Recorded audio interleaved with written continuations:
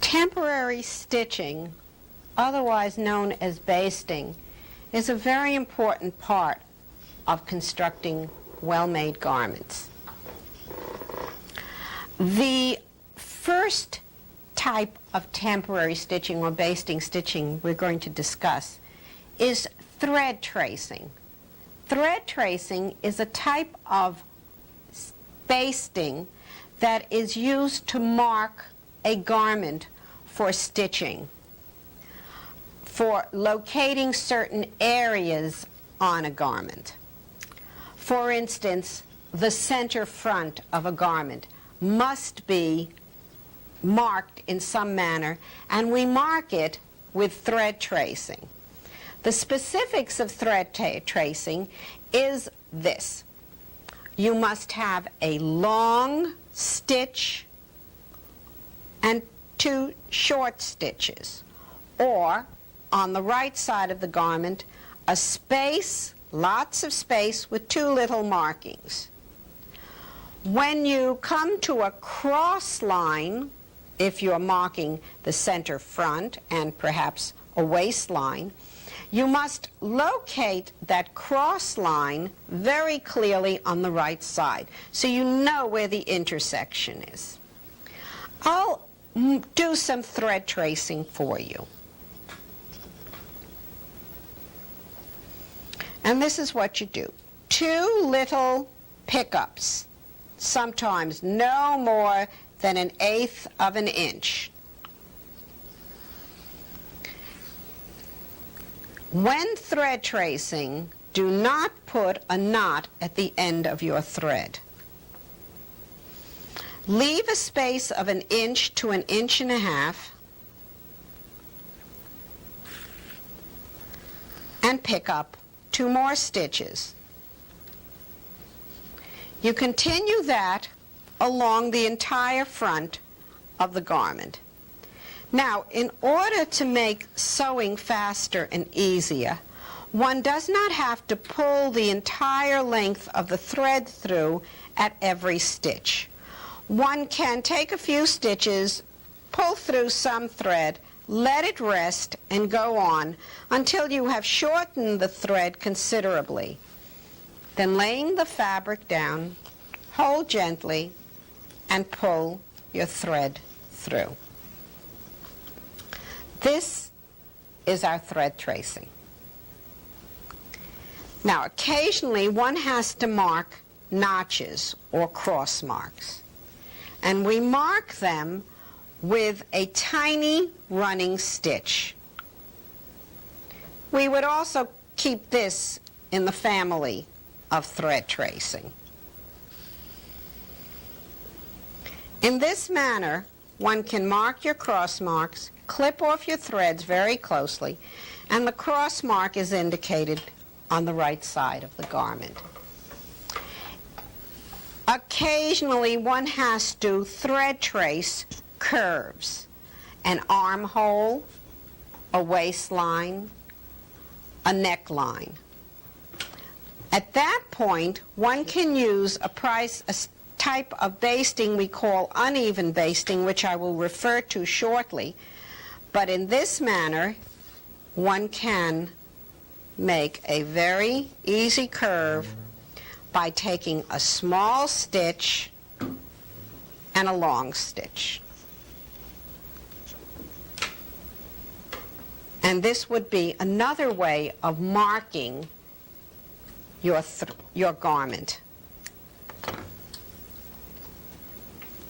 Thread tracing.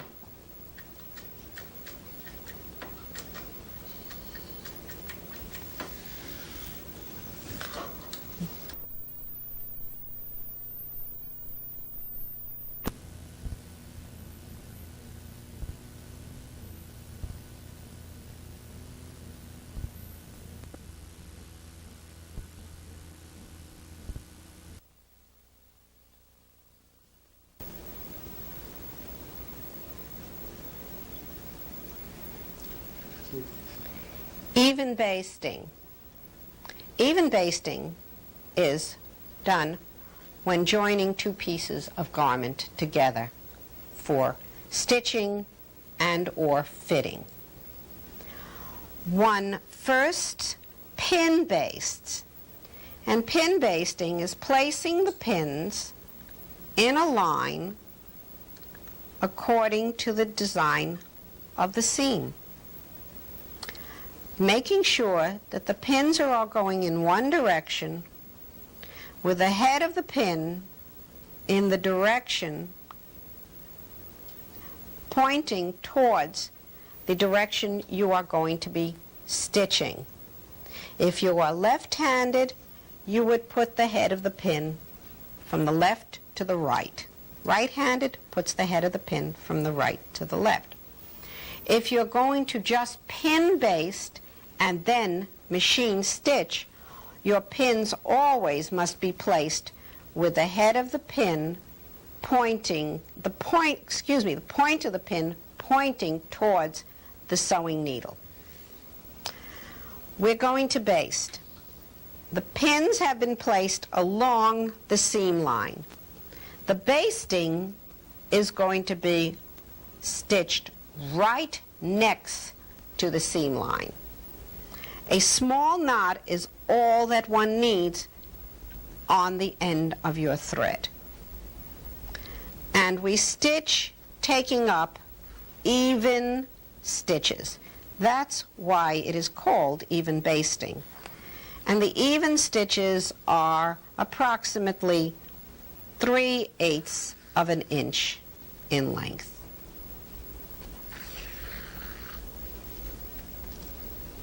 Once more, it is important to make your stitches smaller rather than larger, because you're going to find, if you want to have an accurate fitting, the garment may fall apart on you if you've used too large a stitch.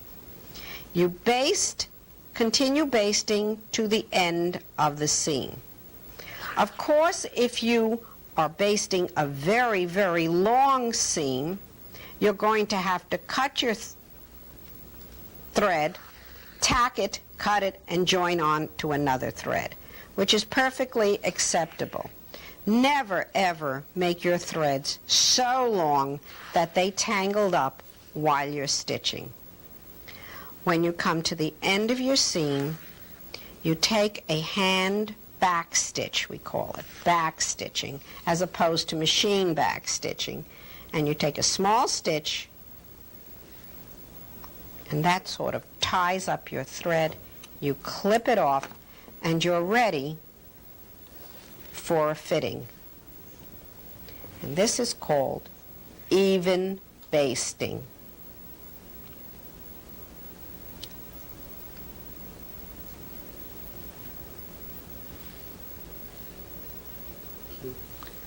Uneven basting.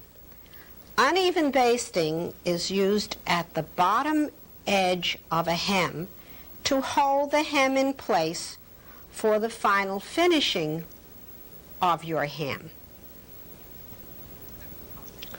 The right side shows very, very little stitch.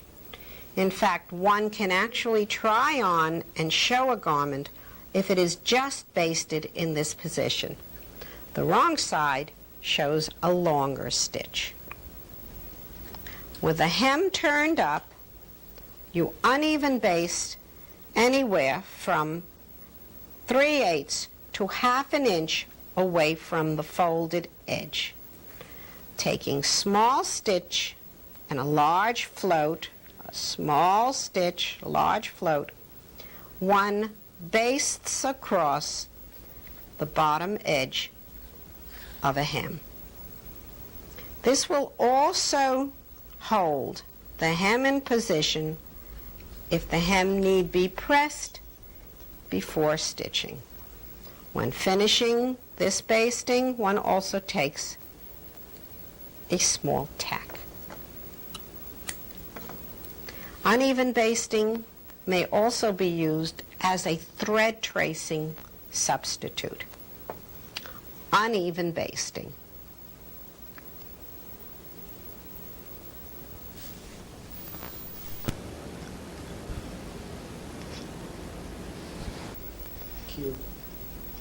On occasion, one must baste from the right side of the fabric.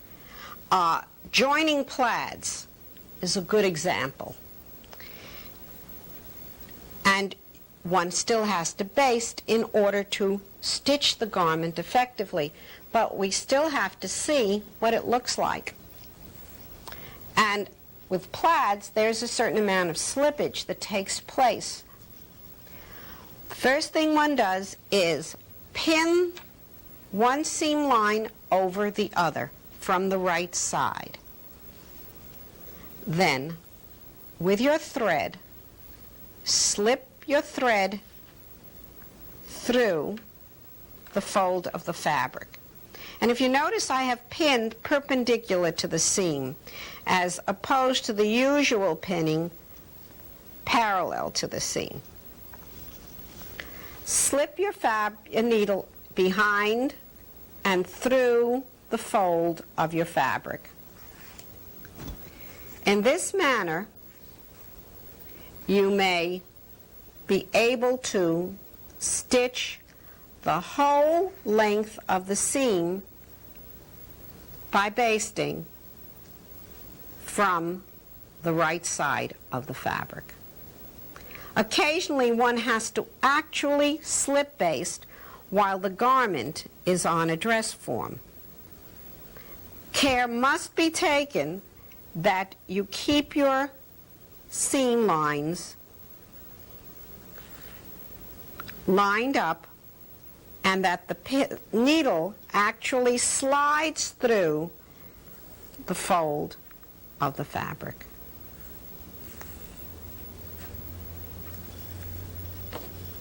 We have the wrong side of the fabric and the right side. And once more, looking exactly like even basting, but all the basting has been done from the right side of the fabric. Slip basting.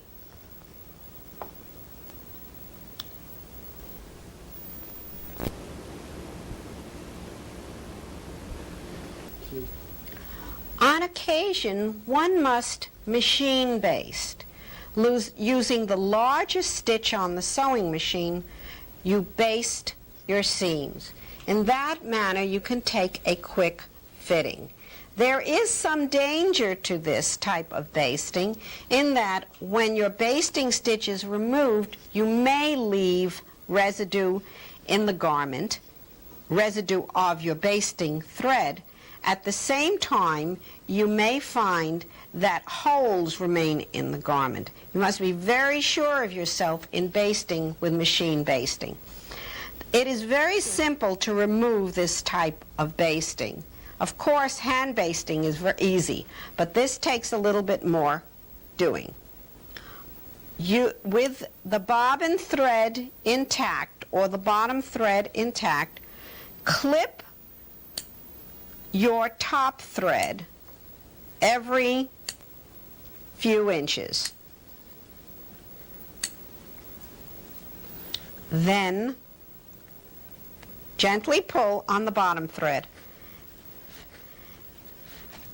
and you will find that it usually pulls out quite easily.